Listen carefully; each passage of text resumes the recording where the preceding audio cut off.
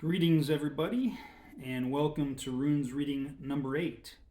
Exciting day. Today is 9-9 Portal.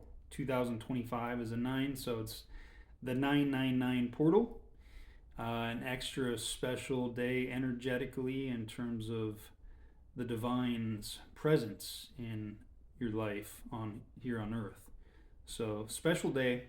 Um, the numbers associated with this reading synchronistically are 9999, which makes sense on the 999 portal. And here we go. Runes reading number 8.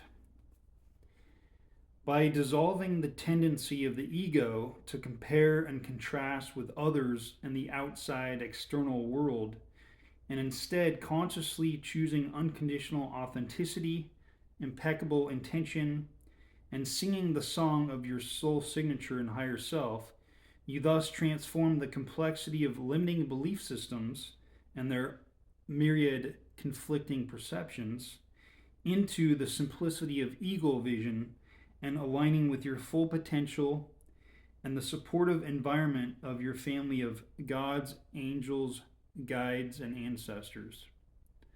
The family of light, so to speak. So I'll read that again. By dissolving the tendency of the ego to compare and contrast with others and the outside world, and instead consciously choosing unconditional authenticity, impeccable intention, and singing the song of your soul signature and higher self, you transform the complexity of limiting belief systems and all of their myriad conflicting perceptions into the simplicity of ego vision and aligning with your full potential and the supportive environment of your family of gods, angels, spirit guides, ancestors, your higher self, the whole family of light. So there we go. A great message for the day. Um, you know, anybody who's lost a grandparent, a sibling, a parent, a cousin, aunt and uncle, um, they still remain with you to this day. That love, extends beyond time and space. It permeates all dimensions, and the love of your ancestors is still present with you in your life, and they're always nudging, uh, giving little signs and symbols, guiding and helping your life. So hopefully you feel that in your own life. And yeah, it is the pattern and the programming and the tendency of the ego to compare and contrast with others.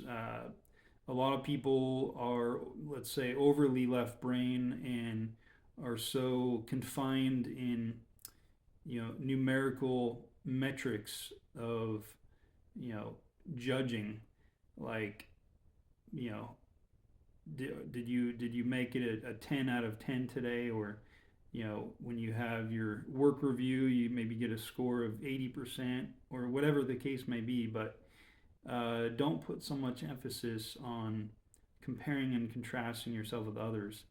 Instead, align with your own inner self-love and have that be the barometer of your inner peace and success, not the different points of reference outside of yourself. So yeah, consciously choosing unconditional authenticity, your genuine organic self, impeccable intention, always being impeccable with your word, your intention, your focus, your laser commitment, dedication. Being impeccable with what you're creating in this world, what you're setting out to manifest. And again, singing the song of your soul signature. Nobody else in this world is exactly like you. Uh, and I think I've said this analogy before, but just like snowflakes are, no snowflake is exactly like. And if you put a snowflake under a microscope, you see crystalline structure, but there is no snowflake exactly like. I recently met a pair of identical twins, and some two brothers, and they were alike, but not exactly alike. They were identical twins, but certainly different. Um, so, yeah, the soul signature of your soul and higher self, and you know, transforming the complexity of your limiting belief systems. Oftentimes, people are trapped into the polarity or duality of a certain belief, and are so committed to that belief that they create kind of, well, a my way or highway attitude, or you know, your point of view is wrong or incorrect, and that is always very much limiting. Seeing the forest of the trees and the eagle vision is so much more expansive, and gives you so many more options of freedom in terms of your choice. Um, so yeah, that's about that for the runes reading number 8. And then I furthermore wanted to give a message about the fact that I think the beginning of last week, Putin and as well as the president of China, Xi, were overheard on a microphone talking about immortality, and Putin mentioning how organ transplant and other medical procedures and technology advances could, push human beings towards, quote, immortality. And he mentioned the idea of living till 150 years old. I Googled the Guinness Book of World Records longest living human. That was a woman in France that lived till 122, passed in 1997. But, 150 would be 28 years thereafter from that point in time. The reason I wanted to bring this up is because the path to immortality, as purported by spiritual teachings from many gurus and spiritual teachers over millennia, is not through the silly idea of organ transplant, but rather through the accretion of love and light into your body via your soul and connection with spirit, raising your vibration into higher frequency of love and light, um, practicing the path of forgiveness and compassion and love. That truly is the path if people are to ever become immortal.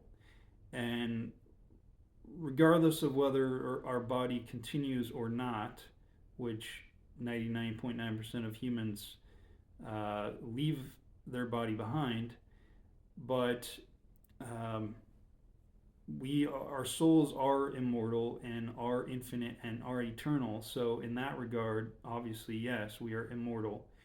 Now, there have been in the history of humanity on this earth purportedly been ascended masters who, like the end of that Star Wars movie where Skywalker disappears into thin air during a state of meditation. There have been supposedly ascended masters who have gotten to that vibrational frequency or dimension where they literally leave their body behind and disappear into a higher plane of existence, and leave their body behind, but without having to experience death. So, and of course, Jesus raised from the dead and was resurrected. And so there's examples of that happening, and it's not going to happen through organ transplantation. I know this to the core of my soul, and that's why I had to, respond to the idea of immortality that Putin and Xi was talking about.